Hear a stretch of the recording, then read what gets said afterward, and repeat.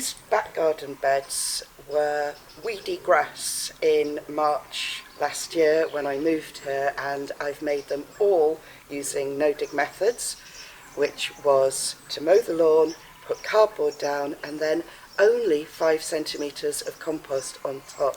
And the paths, where I'm standing now, was cardboard and wood chip.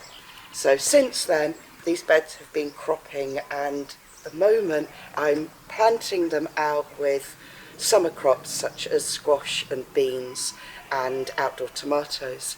And I thought I'd give an update in how the beds are doing. This is the first bed that I made on the 31st of March last year, and quite a few of the crops in here have been here since the autumn time. One of the interesting things I've discovered since moving to Wales is the wind here on a hillside, and these beans which I planted in November, I planted the seeds in the ground, they've grown a lot slower than they would have done in Somerset, and I think part of the reason was every time it was really windy, the poor things nearly got completely flattened. But they're cropping now, so that's exciting. And I've got these brassicas that are at different stages of growth. Everything's been interplanted with spring onions, which is a crop that I really like to grow because they're so versatile. You can use them as a salad onion, but also if you leave them to get bigger, then you can use them as a cooking onion, so multi-use. Here I have a bank which was here when I already moved here, and there's a lot of piles of stone all along, which isn't actually needed for the border. And I need to move all of these stones because it's a great habitat for slugs and snails.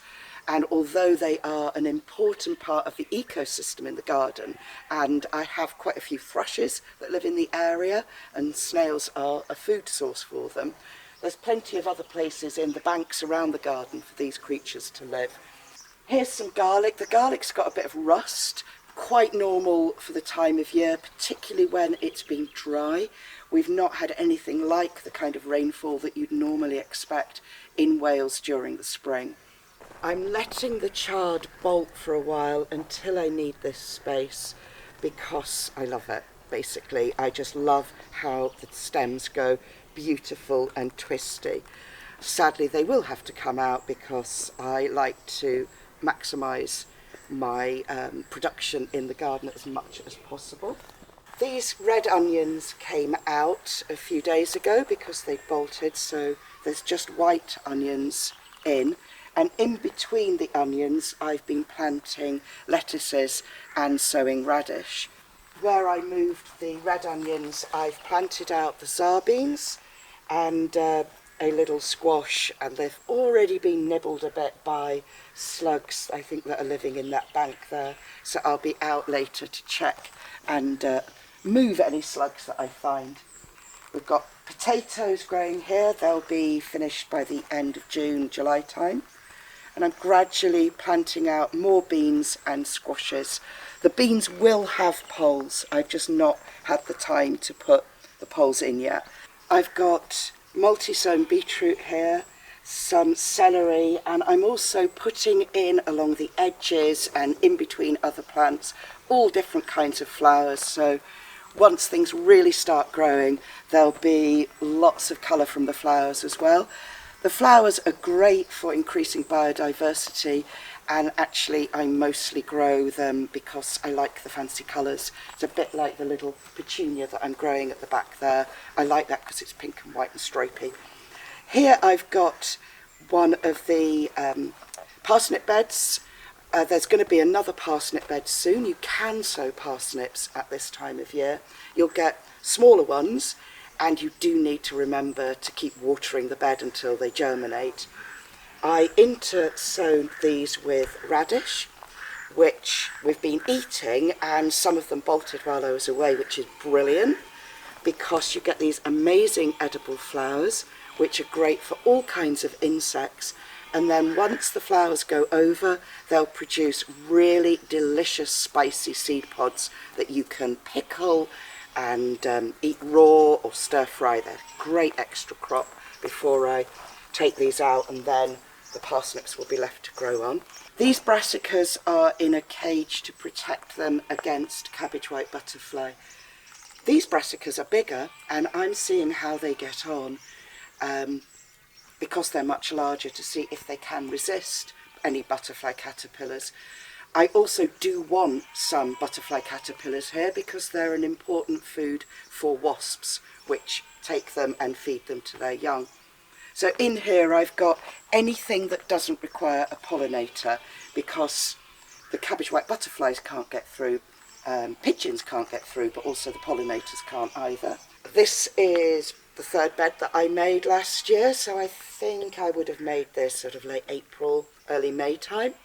And I've got some multi-sown turnips here. A few of them are bolting, which I'll just leave to flower, because I try to have brassicas flowering here as much as possible. These help to bring in beneficial predators, including parasitic wasps and social wasps that eat things that want to eat my plants.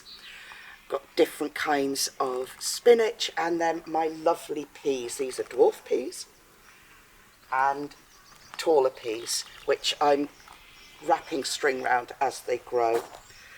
And my favourite crimson coloured broad beans, which are spring sown, and I grow them because I absolutely love the colour. It's so cheerful. So you may notice that this path is wider than the other paths in the garden, and that's because this is the direct route to the orchard from the back door of the house, so it just makes sense to have a path that's wide enough for everybody to use. Normally I just make them the width of my boot so that I'm maximising the amount of bed space. And the reason why most of my beds are 1.2 metres, 4 feet wide, is because my row covers are that wide, and everything will fit neatly, and I can then have, for example, cloche hoops wherever I choose each year.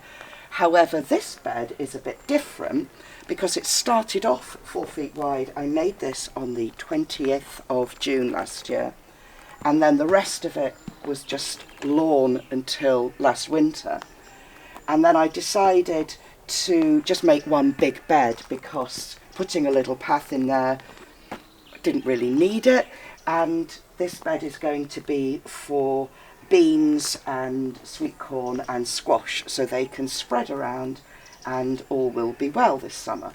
So you can make beds whatever size you like. There's no rule, whatever suits you. I was really happy that I had rows of carrots that had germinated beautifully, and then I went up to Scotland to visit my son for a week, and when I got home I had a carrot left, and something has come along and eaten my carrots, so I'm going to have to re-sow them. There's sweet corn there and more beans and lots of squash. The area there where I have grass still, what I'm going to be doing with that is using a spade and removing the turf. This is going to get stacked up and will be reused elsewhere in the garden. So this is the greenhouse that was here when I moved here. It is a strange position for a greenhouse because it's tucked in a corner with two quite dark sides, and there's a lot of trees overhanging, so it's quite a shady greenhouse, which isn't ideal in this climate, but I'm doing the best I can with it. And it's been pretty productive. Everything that I've raised in seed trays modules in the garden has been raised in this greenhouse. These tomatoes here are all outdoor varieties, mostly blight resistant ones as well. And in the greenhouse I've got quite a lot of brassicas. That will be the Brussels sprouts, that kind of thing, to plant out in a few weeks to crop this winter time. And a lot of basil, which will be going into the polytunnel. Absolutely love basil. I'm growing, I think, about 10 different varieties. And there's also more cucumbers and melons. I grow far more cucumbers and melons than I need because they are very susceptible to pests, and I like to have some backup just in case they get munched.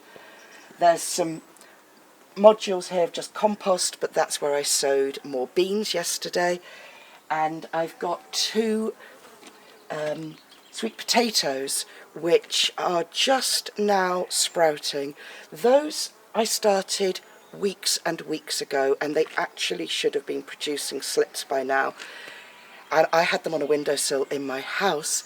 I think the reason why they've only just started sprouting now is I live in an old Welsh stone cottage, and I think it was just too cold for them, so they just sat there. But as soon as they came out into the greenhouse, they've decided to put down roots.